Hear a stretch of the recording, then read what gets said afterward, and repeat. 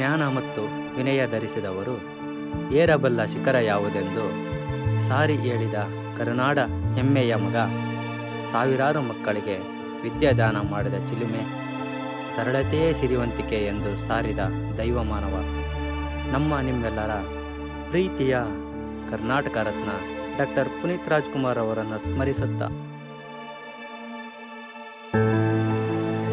ನಮ್ಮ ಜೀವನ ಏನನ್ನು ಹೇಳುತ್ತೋ ಏನನ್ನು ಸಾರುತ್ತೋ ಅದು ಎಲ್ಲವೂ ಕಾಲದ ನಿರ್ಣಯ.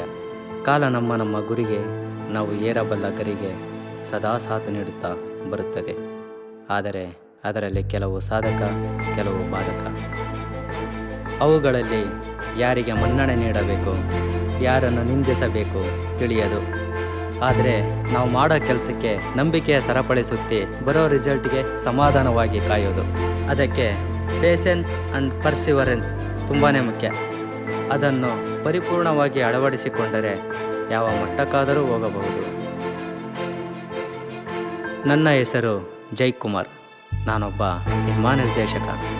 ನಮ್ಮ ದೈನಂದಿನ ಬೇಟೆ, ಕಥೆಗಳು, ಊರೂರು ಅಲೆದು ವ್ಯಕ್ತಿಗಳ ಮೇಲೆ ಅವಲೋಕನ ಮಾಡಿ ಏನಾದರೂ ರೋಚಕ ಸಂಗತಿಗಳು ಸಿಗಬಹುದೇ ಎಂದು ಅಲೆದಾಡುತ್ತಿರುತ್ತೀವಿ.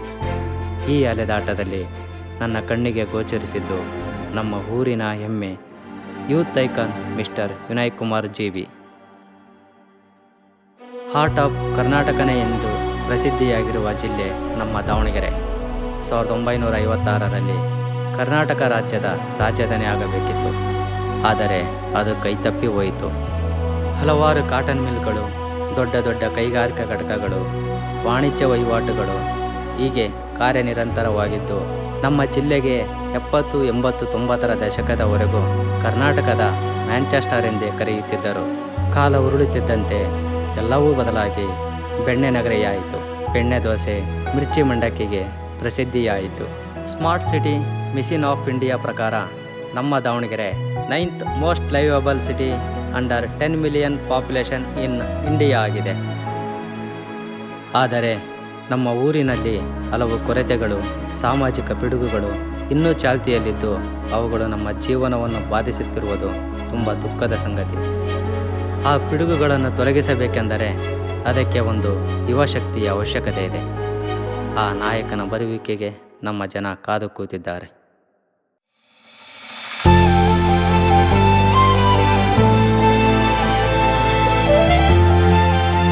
ದಾವಣಗೆರೆಯ ಕಕ್ಕರಗೊಳ್ಳ ಎಂಬ ಗ್ರಾಮದಲ್ಲಿ ರೇಣುಕಮ್ಮ ಹಾಗೂ ಬಸವಂತಪ್ಪ ದಂಪತಿಗೆ ಮೊದಲನೆಯ ಮಗನಾಗಿ ಜನಿಸಿದ ವಿನಯ್ ಕುಮಾರ್. ಏ ವಿನಿ, ಬೇಗ ಎದ್ದು ರೆಡಿ ಆಗ್ಲೇ, ಶಾಲೆ ಗೊತ್ತಾಯ್ತು.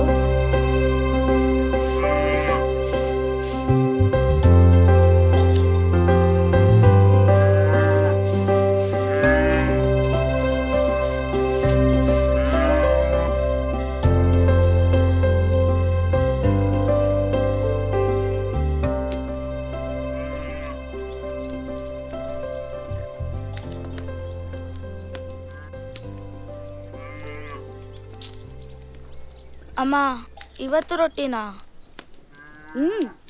ಒತ್ತುಟ್ಟ ಮುಂಚೆ ಹೋಯ್ತಾರೆ, ಒತ್ತು ಮುಳುಗಿದ್ಮೇಲೆ ಬರ್ತಾರೆ. ಬಿಡುಗಾಸು ಸಂಪಾದನೆ ಇಲ್ಲ, ಹೆಂಡತಿ ಮಕ್ಕಳ ಬಗ್ಗೆ ಒಂಚೂರು ಕಾಳಜಿ ಇಲ್ಲ. ಗೌರ್ಮೆಂಟ್ ಕೆಲಸನೇ ಬೇಕು ಅಂತ ಹೋಗಿ ಸೇರ್ಕೊಂಡವ್ರೆ. ಊರವ್ರಿಗೆಲ್ಲ ಅಕ್ಕಿ ಕೊಡ್ತಾರೆ, ಮನೆಗೊಂದು ಮೂಟೆ ಅಕ್ಕಿ ತರಲ್ಲ. ತುಂಬಾ ಸ್ವಾಭಿಮಾನಿ ಕಣೋ ನಿಮ್ಮಪ್ಪ. ಅಮ್ಮ, ಅಪ್ಪಂಗೆ ಖಾರ ಮಂಡಿಕೆ ತರಕ್ಕೆ ಹೇಳು. ಬಾಯಿ ರುಚಿನ ಕೇಳೋದ್ ಬಿಟ್ಟು ನಿಮ್ಮ ಅಣ್ಣನ ತರ ಇರೋದನ್ನ ತಿನ್ಬಿಟ್ಟು ಎದ್ದೋಗು.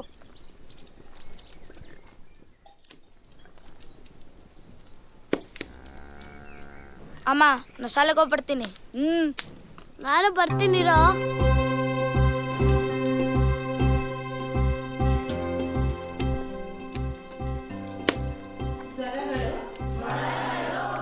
ನನಗೆ ಓದೋ ವಿಷಯದಲ್ಲಿ ತುಂಬಾನೇ ಆಸಕ್ತಿ ಇತ್ತು. ಆ ಆಸಕ್ತಿಗೆ ಕಾರಣ ಜೀವನದಲ್ಲಿ ಏನಾರು ಮಾಡಬೇಕೆಂಬ ಹಠ. ನಮ್ಮ ಶಾಲೆಯಲ್ಲಿ ಸಂಜೆ ಜೋಯಿಶ್ ಮಾಸ್ಟರ್ ನವೋದಯದ ಕೋಚಿಂಗ್ ಕ್ಲಾಸ್ ಮಾಡುತ್ತಿದ್ದರು. ಅವರು ಪಾಠವನ್ನು ಹೇಳುತ್ತಲೇ ನಮಗೆಲ್ಲ ಜೀವನದ ಬಗ್ಗೆ ಮೋಟಿವೇಟ್ ಮಾಡೋ ವಿಷಯವನ್ನೂ ಹೇಳುತ್ತಿದ್ದರು. ಅವತ್ತು ಅವರು ನಂಗೆ ಹೇಳಿದ ಮಾತು, ನೋಡು ವಿನಯ್, ನೀನು ಇಲ್ಲೇ ಇದೇ ಊರಲ್ಲೇ ನಮ್ಮ ಮಧ್ಯೆನೇ ಇದ್ದರೆ ಇಲ್ಲೇ ಉಳಿದು ಹೋಗ್ಬಿಡ್ತೀಯ. ಹಾಗಾಗಬಾರ್ದು. ನಿನ್ನ ತಾಕತ್ತು ತಾರಕಕ್ಕೆ ಏರಬೇಕು. ಅದರಿಂದ ನಮ್ಮ ಊರಿಗೆ ತುಂಬ ಒಳಿತಾಗಬೇಕು. ನಮ್ಮಂಥ ಬಡವರಿಗೋಸ್ಕರನೇ ಸರ್ಕಾರ ನವೋದಯ ಸಂಸ್ಥೆನ ಹುಟ್ಟು ಹಾಕಿದೆ. ನಿಮಗೇನು ಸಪೋರ್ಟ್ ಬೇಕೋ ನಾನು ಗುರುವಾಗಿ ಮಾಡ್ತೀನಿ. ಚೆನ್ನಾಗಿ ಓದಿ ಪಾಸ್ ಮಾಡಿ. ವಿನಯ್, ನೀನು ಎಲ್ರಿಗೂ ಮಾದರಿ ಆಗಬೇಕು. ನಿನ್ನಿಂದ ಒಂದು ಕ್ರಾಂತಿ ಉಂಟಾಗಬೇಕು. ಅವತ್ತು ಗುರುಗಳು ಹೇಳಿದ ಮಾತು ಬರೀ ಮಾತಾಗಿರಲಿಲ್ಲ, ನನ್ನ ಜೀವನದ ಬಹುದೊಡ್ಡ ದಿಕ್ಸೂಚಿಯಾಗಿತ್ತು.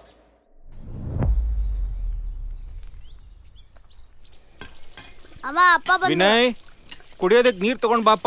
ಅವನಿಲ್ಲ, ದಾವಣಗೆರೆಗೆ ಅವ್ರ ಚಿಕ್ಕಮ್ಮನ ಮನೆಗೆ ಹೋಗಿದ್ದಾನೆ. ಏಕೆ? ನವೋದಯ ಸ್ಕೂಲ್ದು ಎಕ್ಸಾಮ್ ಬರ್ದಿದ್ನಲ್ವಾ, ಹಾ ಅದು ಪಾಸ್ ಆಫ್ ಎಲ್ಲ ನೋಡ್ಕೊಂಬರಕ್ ಹೋಗೋನೆ. ಹಾ ರೇಣುಕಾ, ಆ? ರೇಷನ್ನು ದಿನಸಿ ಎಲ್ಲ ತಂದಿದ್ದೀನಿ. ಅವ್ನು ಬರೋಷ್ಟರಲ್ಲೇ ಅನ್ನ ಮಾಡಿಡು. ನಾನು ಇಲ್ಲೇ ಸೊಸೈಟಿ ಹತ್ರ ಹೋಗಿ ಬರ್ತೀನಿ. ಆಯ್ತು. ಚೆನ್ನಾಗಿ ಓದ್ಕೊಳ್ಳೋ.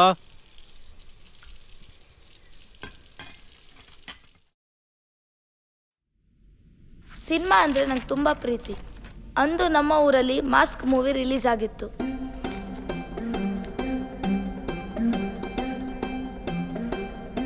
ನೋಡೋಕ್ಕೆ ದುಡ್ಡಿರಲಿಲ್ಲ, ಏನು ಮಾಡೋದು ಅಂತ ಯೋಚಿಸ್ತಿದ್ದೆ. ಅಷ್ಟರಲ್ಲಿ ನನ್ನ ಚಿಕ್ಕಪ್ಪನ ಶರ್ಟ್ ಕಾಣಿಸ್ತು.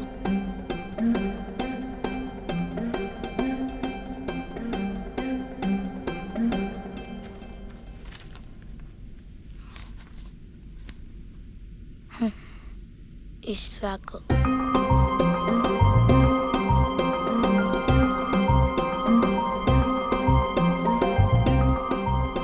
ವಿನಯ್, ಎಲ್ಲೋ ಹೊರಟೆ? ಚಿಕ್ಕಮ್ಮ, ಅದು ಹೊರಗಡೆ ಫ್ರೆಂಡ್ಸ್ ಜೊತೆ ಆಟ ಆಡಕ್ಕೆ ಹೋಗ್ತಾ ಇದ್ದೀನಿ. ಹೌದಾ? ನೀನ್ ನವೋದಯ ಸ್ಕೂಲಲ್ಲಿ ಎಕ್ಸಾಮ್ ಬರ್ದಿದ್ಯಲ್ಲ, ಅದ್ ಪಾಸ್ ಆಫ್ ಫೇಲೋ ಅಂತ ಪಕ್ಕದ ಮನೇಲಿ ಕೇಳ್ಕೊಂಡ್ ಬರ್ತೀನಿ. ಈಗ ನೀನ್ ಆಟ ಆಡ್ಕೊ ಹೋಗು. ಹುಷಾರು. ವಿನಯ್, ಅಲ್ಲಿ ಇಲ್ಲಿ ಹೋಗಕ್ ಹೋಗ್ಬೇಡ, ಮನೆ ಹತ್ರನೇ ಆಟ ಆಡು.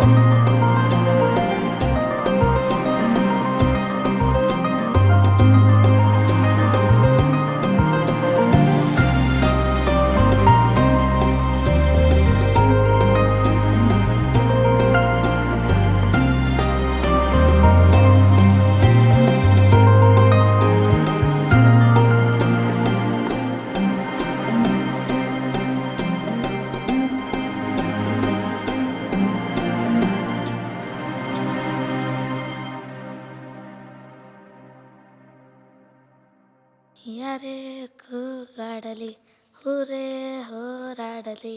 ಸಿನಿಮಾ ನೋಡ್ಕೊಂಡು ಬರೋಷ್ಟರಲ್ಲಿ ನನ್ನ ರಿಸಲ್ಟ್ ಬಂದಿತ್ತು. ಎಲ್ಲಿಲ್ಲದ ಸಂತಸ.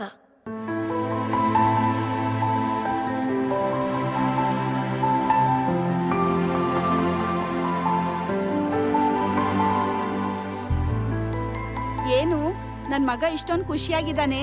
ನೀನ್ ಖುಷಿಯಾಗಿರೋದ್ ನೋಡಿದ್ರೆ ಪಾಸ್ ಆಗಿದ್ಯಾ ಅಂತ ಕಾಣತ್ತೆ. ಹೌದು ಅಮ್ಮ, ನಾ ಪಾಸ್ ಆದೆ. ಈ ವಿಷಯ ನಿಮ್ಮ ಅಪ್ಪಂಗೆ ಗೊತ್ತಾದ್ರೆ ತುಂಬಾ ಖುಷಿ ಪಡ್ತಾರೆ ಕಣೋ. ಅಮ್ಮ, 12ನೇ ತರಗತಿವರೆಗೂ ಬಟ್ಟೆ, ಬುಕ್ಸು, ಊಟ ಎಲ್ಲ ಫ್ರೀ ಅಂತಮ್ಮ. ಹೌದಾ? ಹಾಗಾದ್ರೆ ನೀನು ಚೆನ್ನಾಗಿ ಓದಿ ಸರ್ಕಾರಿ ನೌಕರಿ ತಗೋ. ಸರ್ಕಾರಿ ನೌಕರಿ ತಗೊಂಡ್ರೆ ನಮ್ಮನೆ ಅಷ್ಟೇ ಚೆನ್ನಾಗಿರುತ್ತಲ್ಲಮ್ಮ. ಆದರೆ ನಮ್ಮ ಥರ ಎಷ್ಟೊಂದು ಜನ ಇದ್ದಾರಲ್ಲಮ್ಮ, ಅವ್ರನ್ನೆಲ್ಲ ಚೆನ್ನಾಗಿರಂಗೆ ಮಾಡ್ತೀನಮ್ಮ.